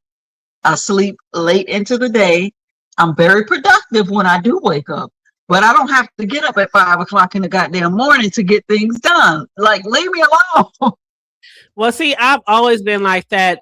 Maybe it has something to do with my oldest son, who, when he was younger, he used to have seizures all the time. He had severe asthma till he couldn't play sports till he was darn near in the 5th or 6th grade because of his asthma. But so when I get phone calls, a lot of times I'll be like on high alert, like, what's going on? Don't let him be to Yes. school. Like, is he okay? Like sometimes when my mother would call me when she was babysitting and when I was working and she called me, he had another seizure. I mean, I was always like on panic mode a lot when my oldest son was little. And it kind of carried Yeah. on to that panic mode. So even when they got Yeah. like older and they would call me like at certain times of the day, what's wrong? Why are you calling me? What's wrong? And like that time when he called me from college, girl, everything, because mind you, you know, he was in this little hick town. I mean, it was like one of those one of those towns where it's mainly like white people, but it was like a hick town. Like when you watch Hills Have Eyes before, where you You go know I through live all in these Mississippi, hills. so yeah. Yeah, you go through all these. It's like a hilly drive for hours and hours. Like I mean, Uh-huh. really high hills. Then you go down, the highways and byways, and then it's like these old raggedy houses on bricks. Like it's like my hood times 25. Yep. In certain places like that, and it's so impoverished and like it was like the last place I would ever want my car to break down. Put it Mm, that way. And at nighttime, it's super dark, no lights. And then you get to their school, and the only thing surrounding them is like a Walmart, a gas station, a police station. I mean, you're literally out in the boondocks. So when yep. he called me at 2:30 in the morning, and I'm like, he's like one of very few black people at this school. I don't know why the fuck he wanted to go there, but he did. And so Mm-hmm. I immediately panicked because I'm like, when I couldn't reach him back in the morning, when I woke up and saw he called, it was like my heart was just racing, like just racing. And it was around that time also when a lot of people, especially black people, were being harmed at these Right. colleges. It was around that Mm-hmm. time period. Mm-hmm. So a lot of things were being done. A lot of kids was caught, drinking and having, passed out, dying, in these colleges. It was around that time frame. And so I didn't know if something happened to him or if he was drunk, high, trying to call me, if he was in danger. All these kind of things just went through my mind. Right. Then to find out, I was just calling y'all because I was up late and I wanted to say, hey, boy, I must have cut his Okay. ass out. Don't you ever. You can call me whenever you want, but if it's in the middle of the night, at least text or something. I didn't want nothing. It's nothing important. I was just calling to, Right. that shit never happened again. I'm telling you. It never happened again. Because I was And, so mad. I was so mad. I was like, I'm ready to pull you out of that school and make you come home and go to some local community college. right. And I get it because my rule, Hoodie, I have 11 children. All of them are grown and out of the house now. If I don't get 11 text messages by 11 p.m., I'm whooping 11 asses. Girl, who you telling? I'm still like that with my sons. I will text them and call them. See, but I slowed down, newbie, because I didn't want to be this worry wart of a mother that they live with throughout their whole childhood. So Right. when the first one moved out, it was every day. I mean, all throughout the day. What you doing? Yeah. How you doing? Then when they had a baby, oh my God, what you doing? How you doing? I'm calling. Put the baby. The baby could be a week old. Can I just see him? Can I just see him? Put him on camera. Right. I mean, I'm that type of mother. And so then with my youngest one, when he finally got his own apartment, I was just still the same way. And then I said, maybe it's time for me to step back. So sometimes I would not call or reach out for maybe 3, 4, 5 days. And then I would reach out, or they would reach out like, dang, mom, I ain't heard from you. It like surprises them when I don't reach out. And I said, I don't want to feel like a hovering helicopter of a mama, now that y'all grown. Mm-hmm. And so I kind of like step back a little bit, but then they be calling me. What you doing? Right. How you doing? What you doing? I'm like, I ain't doing nothing. Oh, okay. Well, I'm just checking on you, and then we end up talking for 30 minutes to an hour or whatever about everything and nothing. But Right. yeah, like it's kind of hard to pull away. Like you said, if I don't have those phone calls or something, like you like, But sometimes I was just too much. I have to admit, I was just too much. And so I'm like, I gotta pull back and maybe not call 5, 6 times a day. Well, maybe not 5 or 6, but just I mean, because I be on it, child. in the morning and at night. I need to know y'all got to work okay. I need to know you got back home okay. And Especially that's if just it's bad weather. exactly. And then I got one child, Lord bless her soul. Me and this child right now, I want to go to Houston and punch her in her throat because that's Miss Debo. Because you won't hear from her for 3 or 4 days, and then she'll get to just blowing up your phone. I don't give a shit what you're doing. She gonna call 8 times back to back. Oh, you gonna answer when she call. And when they get my sons be doing that too. Mm-hmm. when they get to calling back to back like that, Hoodie, instantly I think something's wrong. Like you gonna quit working my nerves.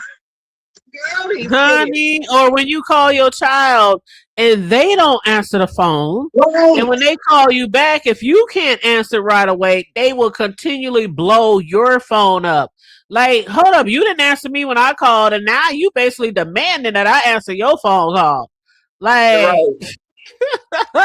but yeah, it's hard being a parent, and I love talking to parents, about their different experiences of parenting, even when their kids are grown, because we all Uh-huh. have different experiences, but we can always learn from each other, because it's no one way to parent. No perfect kids, Right. no perfect parents. No book can make you be a perfect parent. Mm-hmm. And that's one thing. Like all these people who be giving all these seminars and selling these books and all that kind of shit.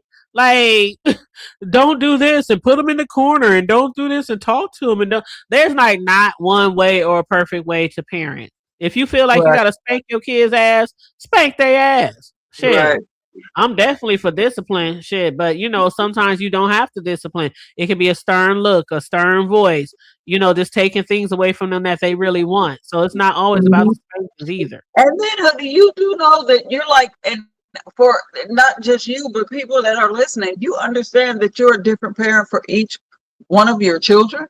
Absolutely, absolutely. And is this landlord? Yes, ma'am. Yes, ma'am. What's up with y'all? How y'all doing? Hey, how you doing, landlord? I'm chilling. I was just listening to the conversation and everything, and I was listening to you, Hood, say how with the calls to the sons. And my mama did that to me up until she passed, all the way in my 40s and shit. Oh. So she did that, Mhm. and as kids, yeah, we would look at it like me and my dad, we close, but my dad doesn't do that, and I don't do that with my own kids. So I mean, it's a gift and a curse though with sons where they had a mama always checking up on them, and we don't mind giving up the information. Well, how did you feel about it once you were in like your 20s and 30s, and how did that? Yeah, I was about to go there. I was about to go Okay. there. So even with it being in that way, it's still, mama being mama, but you end up having to where your sons end up running across women who they're expecting the same thing from. And when that doesn't happen, that's when the chaos happens in relationships and shit. So it's a gift and a curse. Oh. Because we want it. But as sons, when we go out into the world and mess with women and shit, we looking for that same shit. Oh, wow. But just not in a toxic way. And not in a toxic way. We're looking for that. But when you don't get it, oh man, we gonna move around, we gonna fuck around, and we gonna do what we doing. Oh wow. I never thought about that. I never thought about that. And both of my sons, they have been with their female ladies, their lady friends, or because neither one of them are married yet. But they've been with them each, I want to say, at least 6-7 years, with their lady friends. And I have to admit that the ladies that they are with, they are, I don't want to say like me, but they are like really caring and really like hands on with their relationship, and what they would call overprotective. They would call it overprotective as a mother, but when it's coming from their woman, it almost seems psychotic. Why you need to know everywhere I'm at and this and that, and why I got to check in? Because as men, I mean, we still men. Right. We'll check in with our mamas, but goddamn, we end up we gonna find the same type of woman like our mamas that wants us to check in, but eventually it's like, man, I ain't gotta check in with this nigga. I'm a grown ass motherfucker. Mr. Landlord and Hoodie, my youngest son, the baby of the crew. Let me tell y'all something that happened, and y'all tell me what y'all think about this. It's a little girlfriend. It was his first little girlfriend. I think he was 16. And she was over. She visited, and I let them. They were in his bedroom, which is right. If y'all know how my house, his bedroom was right off of my kitchen. So they're in the room, and I let them close the door because I was playing my music while I was cooking, and my music is usually loud. Okay, so whatever the hell they had going on in there, my music was loud. It was overpowering whatever they were watching or whatever they were doing in there. And she told him, this girl told my son, go out there and make her turn that down. That's so rude. We can't even hear the TV. And he told her, "Ho, you go out there and tell her to turn her music down." And they ended up having a little proposal about, because she called him a mama's boy because he wouldn't come out here and check me and make me turn my music down so they could hear the TV in his room. And he told her, when you leave tonight, don't worry about coming back. He dismissed her. So just from that little story, what do y'all think about that? So I'm gonna let landlord go first. Yeah, I'm gonna go ahead and answer that question. I mean, that's yeah, she overstepped her boundaries and whatever, and it's still a situation where I guess it's different, because I'm guessing, I don't know. Was the dad around? Your son's dad, was he around? He was at work. He was at work when this happened. Oh, okay. He just hadn't put that up in him yet. I would say this because I look at my sons and I respect what they do and how they do it or whatever. And I blame myself for it, but I'm proud of it at the same time. To where my sons, the girlfriends that they end up with, they do really try to be in relationships with. And I'm the dad who is sitting back like, nigga, y'all ain't fucking with no other bros. What the fuck is going on? But I get it because they saw me being with their mom. Okay. So they know what being in a relationship is and what they want in a relationship type of shit. So, but as me as a father, where I'm looking at their age, where they at and where I was at that time, is like, nigga, y'all tripping when maybe I'm the one that's tripping. Because you might be thinking like I said with my sons when they were younger, you ain't gotta have one. You could like experience. You could have like, because I firmly but truly believe that children that young shouldn't settle down, and so that's one thing that that was unnerving to me. Like when my sons, like when they go through that experience of getting their heart broke for the first time or things like that, and you kind of gotta support them through it because you don't want to just be like, fuck that bitch, fuck that hoe. You don't want them to have that same attitude with women. So you just got to be like, well, shit happens. It's not going to be your last girlfriend. It wasn't meant to be, shit like that. But when kids are really young and they be dead set on this is it, this is the one forever and ever, I'm like, you too young to know that. Like, you too. And my own dad did that to me and shit back, back in the day when I had my first son. And before I had my first son, my dad was like, babe, she ain't the only woman out here, right? Right. Yep. And it was like, nigga, yeah, you right. And I started moving that way. Mm-hmm. Especially when my sons were like 19, 20. Be out there, be free, experiment, date.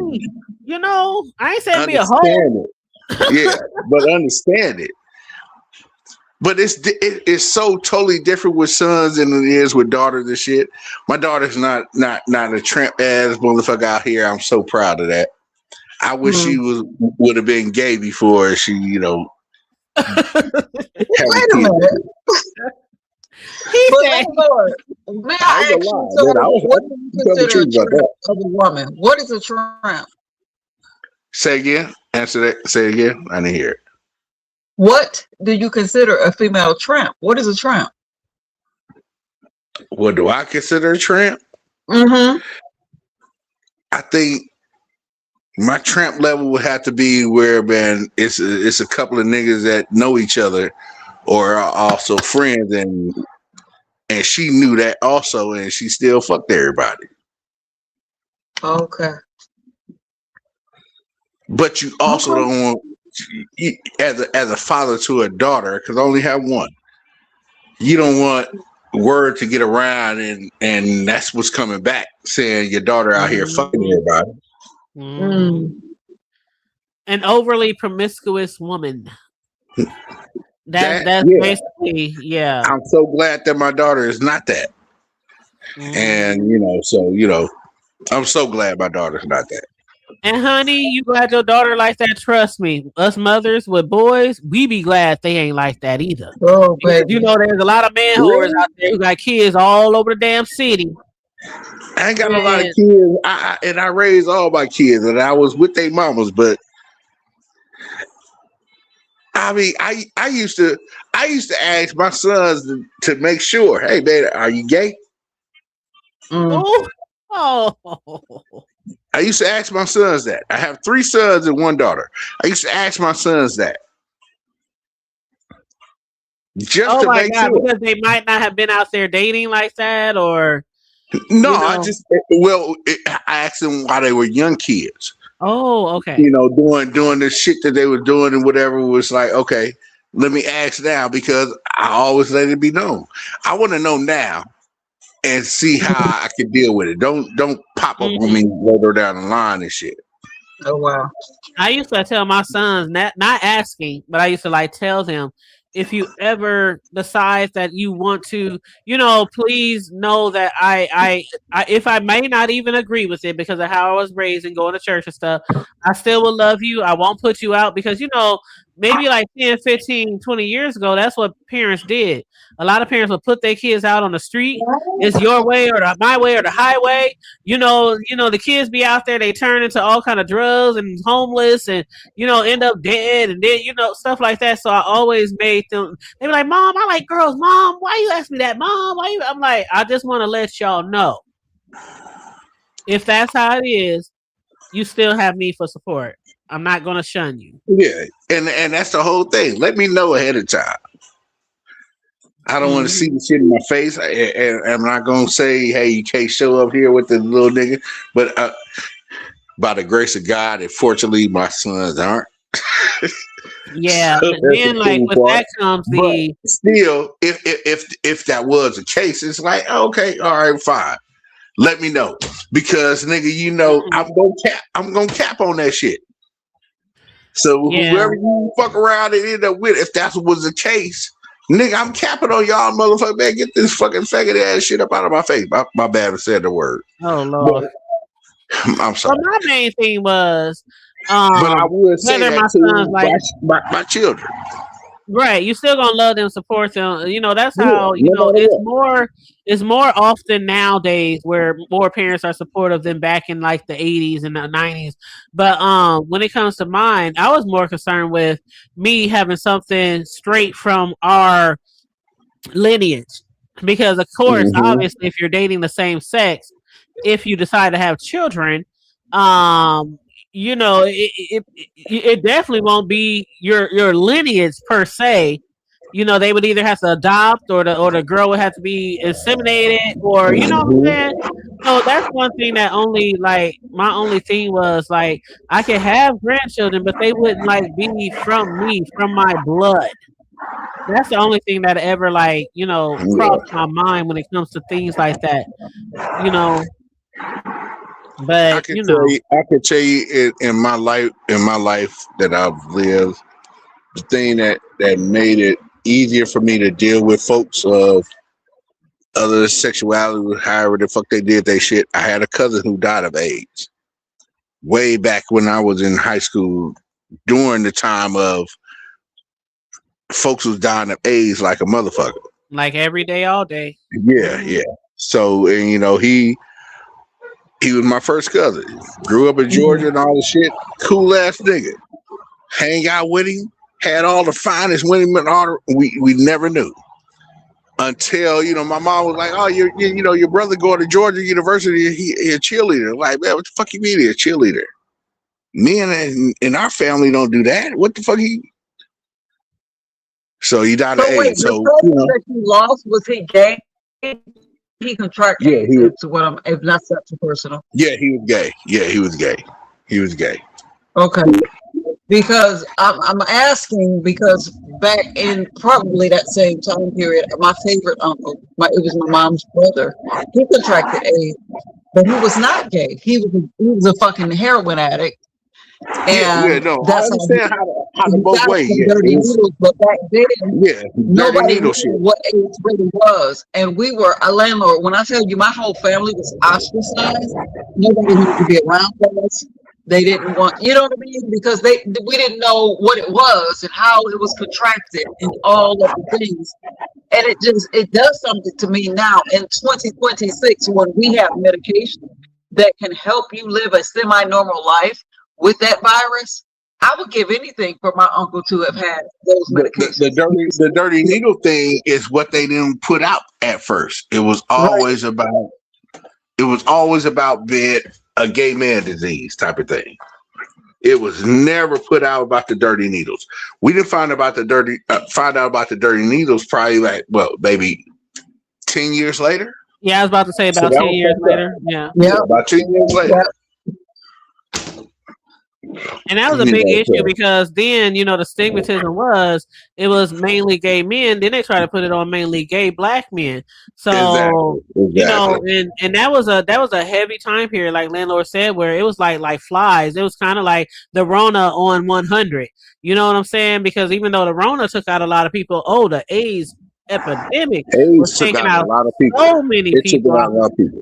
Yes, from across the world. And so even then, I remember in the 90s when I would be like maybe promiscuous, not promiscuous like that, but having sex with my boyfriend or whatnot, in times where maybe the condom broke or it came off. Do you talking about the panic in the 90s?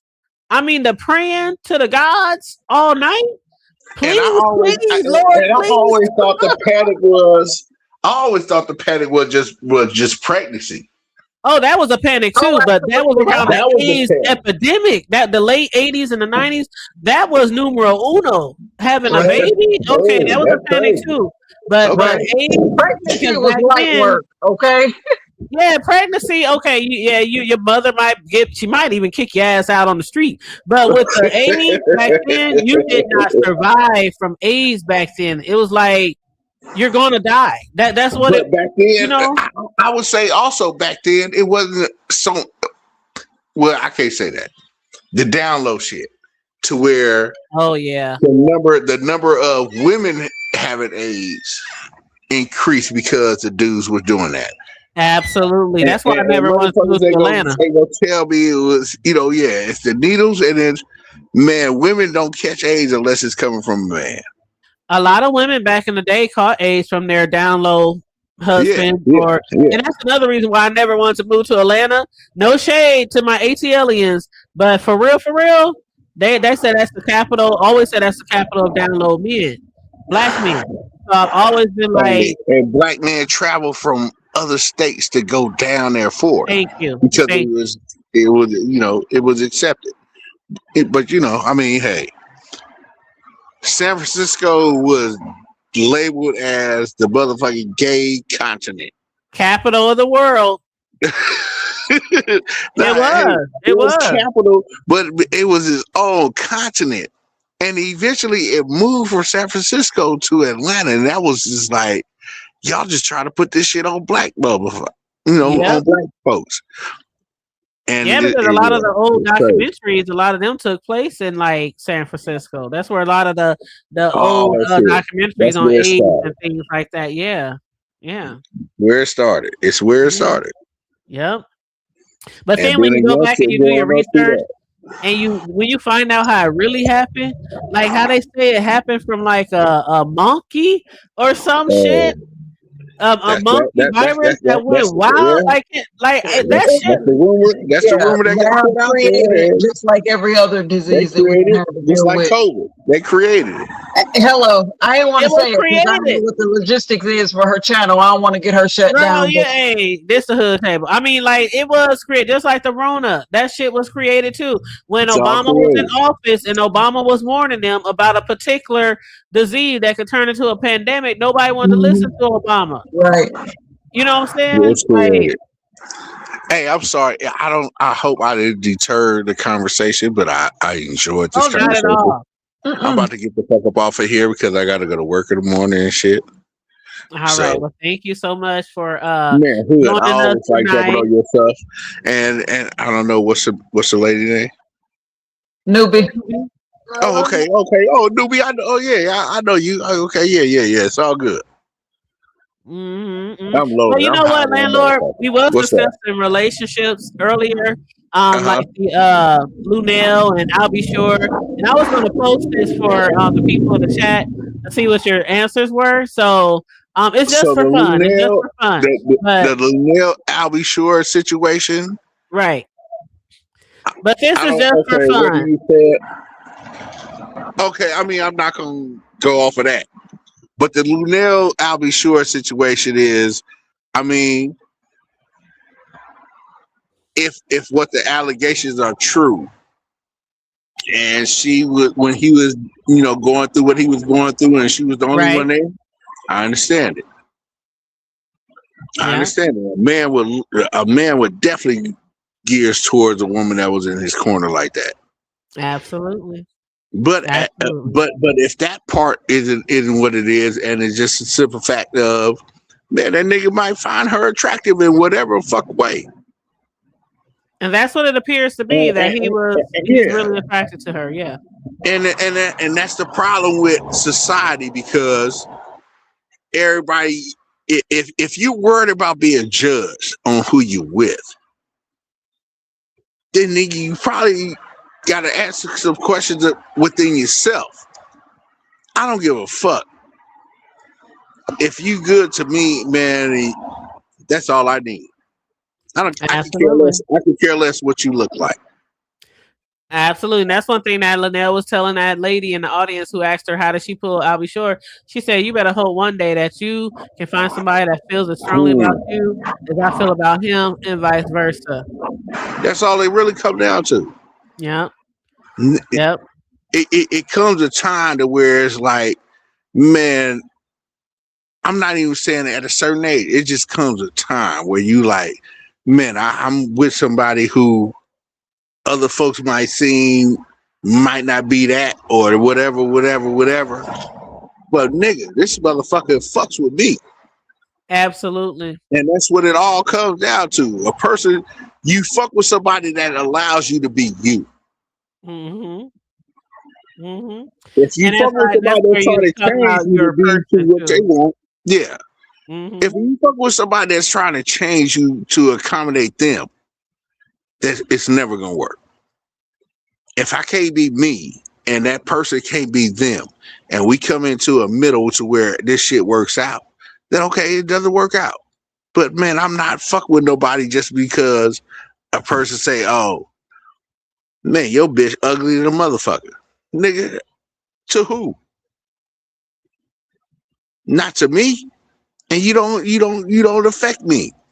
Mm-hmm. It is what it is. Yep. And then just for fun, if you want to answer, you can. If not, the people in the chat, this is Okay, just let for me fun. look at it. Okay, they asked it. Let me see. Yeah, I found this on Facebook. Where do I stand? I stand alone with whoever I'm with. Good answer. It ain't on there. I need to make that answer on there. I need to put that answer on there. Well, me personally, I'm gonna say I'm several things. I'm crushing.